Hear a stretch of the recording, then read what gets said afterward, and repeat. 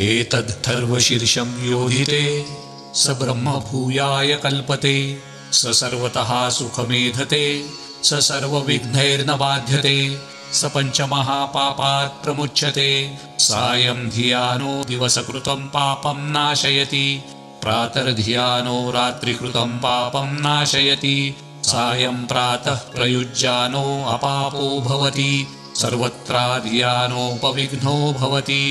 धर्मार्थकाममोक्षं च विन्दति इदम् अथर्वशीर्षं शिष्याय न देयम्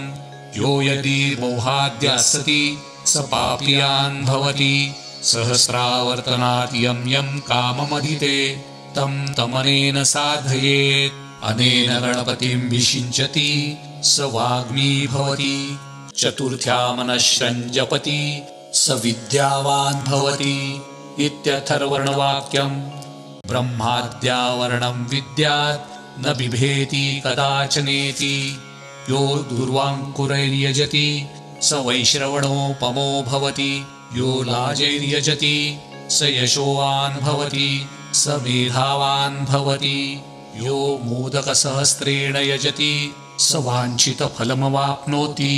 यः साज्यसमिद्भिर्यजति स सर्वं लभते स सर्वं लभते अष्टौ ब्राह्मणान् सम्यगग्राहयित्वा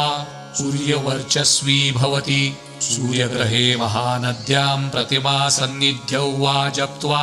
सिद्धमन्त्रो भवति महाविघ्नात् प्रमुच्यते महादोषात् प्रमुच्यते महापापात् प्रमुच्यते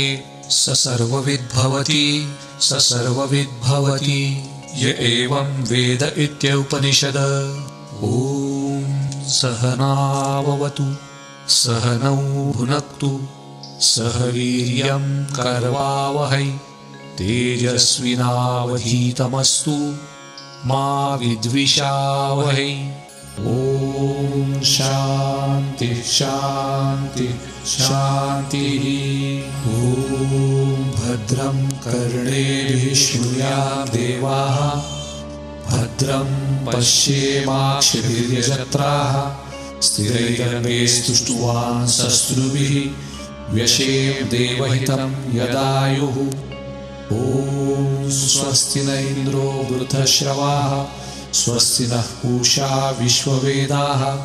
स्वस्ति नस्ताक्षर्यो अरिष्टनेमिः स्वस्ति नोर्बृहस्पतिर्दधातु ॐ शान्ति शान्ति शान्तिः।